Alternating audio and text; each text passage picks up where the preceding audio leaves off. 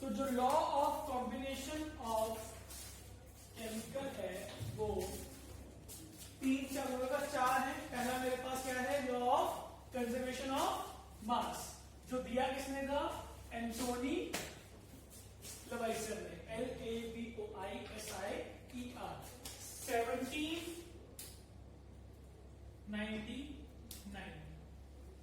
1789 इसमें 1789 में किसने दिया था, एंटोनी लवाइजर ने, लॉ ऑफ कंजर्वेशन ऑफ मास। फिर मेरे पास दूसरा आया law of definite proportion, or you can say it as law of constant proportion. इस लॉ को दिया था J.L. Proust ने, in year 1794 किसने, J.L. Proust। 99 किसने, प्रोफेसर J.L. Proust। थर्ड मेरे पास लॉ आता है law of multiple proportions, law of multiple proportions. ये भी रिवाज में आ गया, काउंट कर दिया। Law of multiple proportion given by John Dalton, in the year 1804। 1804 में किसने दिया था, जॉन डेल्टन ने। एंड द लास्ट जो मेरे पास चौथा लॉ है, इट इज गे-ल्यूसेक्स लॉ। ये हमें दिया था, साइंटिस्ट का नाम ही क्या था, गे-ल्यूसेक्स था, और ईयर था 1808। हाँ, ये आपको सारे याद करने हैं, और याद करना मुश्किल नहीं है। पहले कितने का, 10 साल का, फिर 5 का, फिर 4 का। 10-5 साल नाम आपको याद है तो सीधा बोलते हैं वो कि ये बताओ कि लॉ ऑफ मल्टीपल प्रपोर्शन चारों में से किस साइंटिस्ट ने दिया। कुछ 4 आपके पास साइंटिस्ट हैं, दिया किसने था, जॉन डेल्टन ने। और इस चैप्टर का सबसे इंपॉर्टेंट जो लॉ है वो है ये वाला, गे-ल्यूसेक्स लॉ। एक और था हमारे पास लॉ ऑफ रेसिप्रोकल प्रोपोर्शंस, जो हमें नहीं करना है। ये हमारे लिए इंपॉर्टेंट है, आगे थ्योरी पढ़ेंगे हम, सारी सीधे से पढ़ेंगे। अगला क्या है मेरे पास, लॉ ऑफ रेसिप्रोकल प्रोपोर्शंस, जो हमारे सिलेबस का पार्ट नहीं है और ना ही हमें पढ़ना है। सबसे पहला आपके पास है लॉ ऑफ कंजर्वेशन ऑफ मास। ये कहता है कि मास can neither be created nor be destroyed. वो ये बोल रहे हैं कि जो आपके पास मास है, ना ही हम उसको बना सकते हैं, ना ही उसको डिस्ट्रॉय कर सकते हैं इन अ केमिकल रिएक्शन। मतलब जो मास का आप रिएक्टेंट अंदर डालोगे, आपको उतने ही मास के प्रोडक्ट्स बाहर मिलेंगे। फॉर एग्जाम्पल, अगर मैं लेके चलूं कि मेरे पास magnesium reacts with oxygen to form MgO है, ठीक है, और इसमें मैं डाल रहा हूं मान लो 3 ग्राम की क्या मैग्नीशियम और 4.8 ग्राम की क्या ऑक्सीजन, और ये मेरे पास क्या बन रही है 7.8 ग्राम। तो अगर आप ध्यान से देखो तो sum of reactants is equals to sum of mass of products. जो रिएक्टेंट्स का मास है वो किसके बराबर है? प्रोडक्ट्स के मास के सम के बराबर। ये मेरे पास इसमें कहा था लॉ ऑफ कंजर्वेशन ऑफ मास के अकॉर्डिंग ये क्वेश्चन, ये बात है मेरे पास। ठीक है, अब इसके बेस पे क्वेश्चन क्या आते हैं?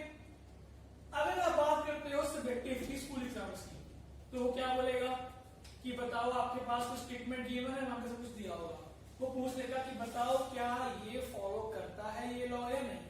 ये आ गया। अब जो क्वेश्चन आपको पढ़ने हैं वो कैसे वाले आते हैं? वो आते हैं कि a reactant in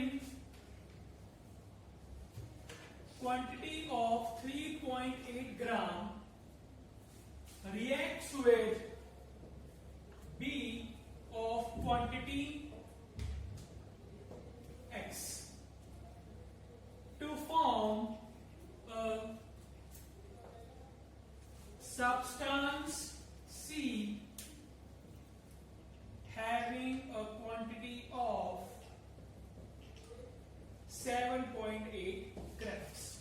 ये क्वेश्चन है आपके पास। क्या कह रहा है वो कि आपके पास कोई रिएक्टेंट A है, it reacts with B to form C। ये आपके पास है। उसने कहा कि आपने A कितना यूज किया है? 3.8। आपने B कितना यूज किया है? X। और आपके पास C कितना बना? 7.8। तो according to law of conservation of mass आपको ये बात पता है कि इसका सम और इसका सम क्या होगा आपस में? बराबर। तो 3.8 प्लस x इक्वल टू 7.8, तो x क्या आ गया? x आपके पास आ गया क्या? 4 ग्राम्स। कि अगर आप 3.8 ग्राम क्या यूज करोगे? A यूज करते हो तो उसके सामने आपको 4 ग्राम क्या यूज करना पड़ेगा? B, ताकि आपके पास क्या बन सके? 7.8 ग्राम C बन सके। तो मैं वही है, सब कुछ सेम ही है। नेक्स्ट आपके पास क्या है? Law of definite proportions. Law of definite proportions. Law of definite proportion ये कहता है कि जब भी आपके पास कोई दो सब्सटेंस है, मान लो A और B, क्या है आपके पास? दो सब्सटेंस है, क्या? A और B, और वो आपस में क्या कर रहे हैं? रिएक्ट कर रहे हैं। और जो वो कंपाउंड बनाएंगे, जो क्या बनाएंगे? कंपाउंड बनाएंगे, उसमें A और B दोनों आपस में एक कांस्टेंट रेशियो को बियर करेंगे मास की, बाय मास। लॉ ये कहता है कि व्हेन, लिख लो, when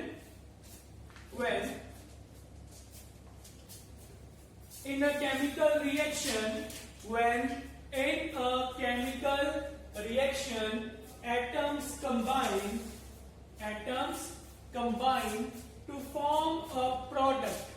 When a chemical reaction atoms combine to form a product, they do so in a form product.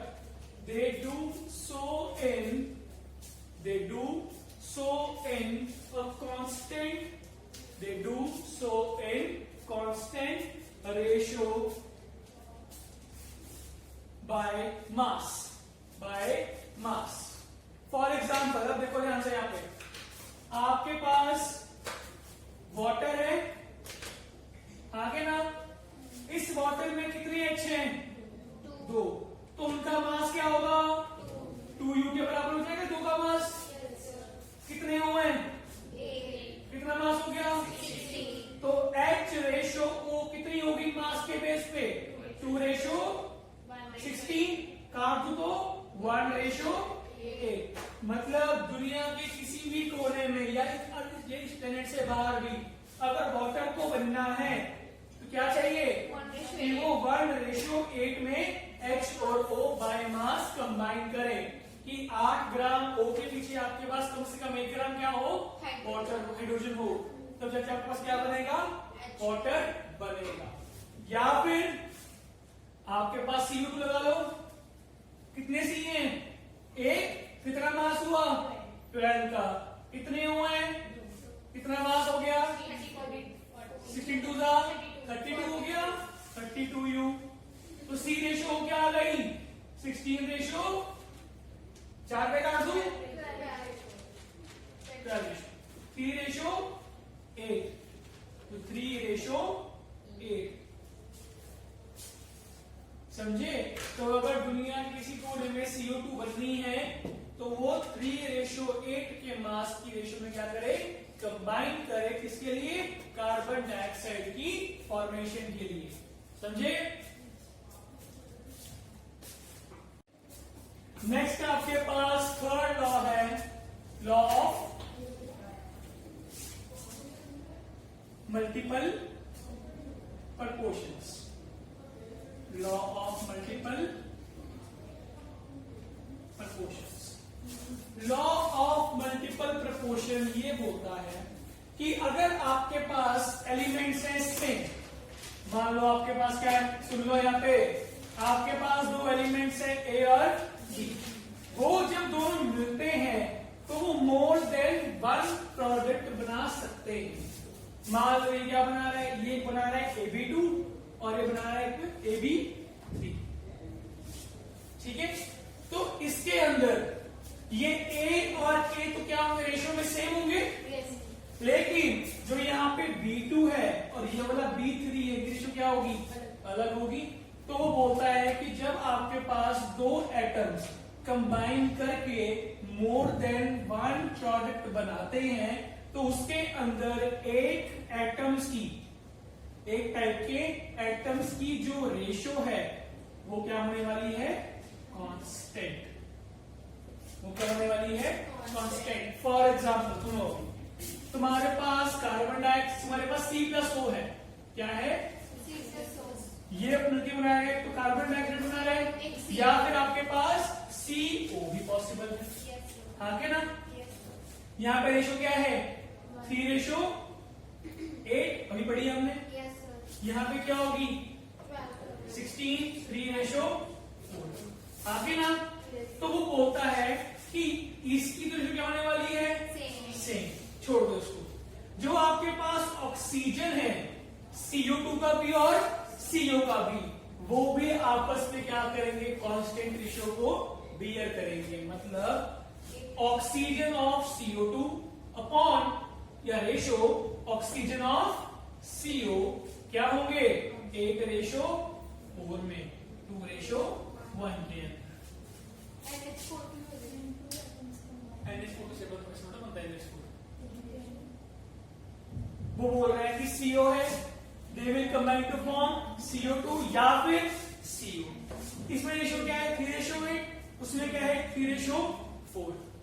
वो बोल रहा है कि इसके बाद जो यहाँ पे एटम्स हैं इन रेशो वाले, वो भी क्या करेंगे? आपस में कांस्टेंट रेशो को बियर करेंगे। C और C तो रेशो 1 हो गया, और इसका O रेशो, इसका O क्या हो जाएगा? 2 रेशो 1। समझे?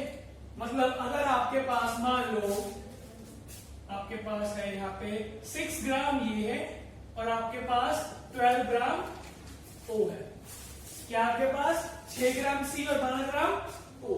तो इसमें से ये पूरी पॉसिबिलिटी है कि आपके पास 3 ग्राम C प्लस 8 ग्राम O मिलकर क्या बना ले? CO2 बना ले, और यहां से 3 ग्राम C प्लस 4 ग्राम O में क्या बना ले? CO। ठीक है? समझ में आई बात? तो बेसिकली हम इस लॉ को इसीलिए पढ़ रहे हैं ताकि हम इस चीज को समझ पाए कि कैसे जब CO रिएक्ट कर रहा है आपके पास दोनों की फॉर्मेशन एक ही टाइम पे पॉसिबल है, और अगर पॉसिबल है तो वहां पे वो कितनी क्वांटिटी में बन सकते हैं। ठीक है? नेक्स्ट मेरे पास है ये ल्यूसिक लॉ। ये लॉ जो है ये सिर्फ वैलिड फॉर ओनली गैसेस है। ये लॉ इसीलिए सबसे ज्यादा इंपॉर्टेंट है क्योंकि सिर्फ यही साइंटिस्ट था जो गैसेस के लिए पहले कोई लॉ लेके आया, जितने अब मैं लॉस पढ़ रहा हूं वहां पे सिर्फ मैंने मास की बात की है, और गैसेस किस में होती हैं, वॉल्यूम में होती हैं। तो उसने कहा कि जब भी आपके पास गैसेस क्या करेंगी, आपस में कंबाइन करेंगी, लाइक दिस, ये कंबाइन हो रही है। तो इसके अंदर जो रिएक्टेंट्स हैं और जो प्रोडक्ट्स हैं उनकी एक आपस में कांस्टेंट रेशियो क्या होगी, बियर होगी। फॉर एग्जांपल अगर मैं इसको बैलेंस करता हूं तो आपके पास यहां पे बन जाएगा 2 और यहां पे भी क्या आ जाएगा 2, ऐसे आएगा। तो अगर आपको वाटर बनाना है तो आपके पास उसके अंदर hydrogen ratio, oxygen ratio, water होगी एक, जो क्या होगी 2 ये वाला, रेशो 1 ये वाला, और रेशो 2 किसकी, बाय वॉल्यूम की। मतलब अगर आपको वाटर बनाना है, अगर क्या बनाना है आपको, वाटर बनाना है, तो आपको क्या चाहिए, 2 वॉल्यूम क्या, हाइड्रोजन, 1 वॉल्यूम ऑक्सीजन, और उससे क्या बनेगा, 2 वॉल्यूम वाटर बनेगा। और ये हमेशा क्या होगा, फिक्स ही होगा। मतलब इन शॉर्ट कि आपके पास ऐसी पॉसिबिलिटी बहुत कम है कि आप सिर्फ एक मतलब इसका वाटर का बना पाओ, ठीक है। उनकी सिंपल रेशो क्या होगी, 2:1:2। समझे, वो बोल रहे हैं कि when gases combine to form a product, gaseous product, they do so in a fixed ratio of volume between reactant and products. H2 ratio, O2 ratio water क्या होगी, 2:1:2। समझे बात, यस सर। बस इतनी सी बात है।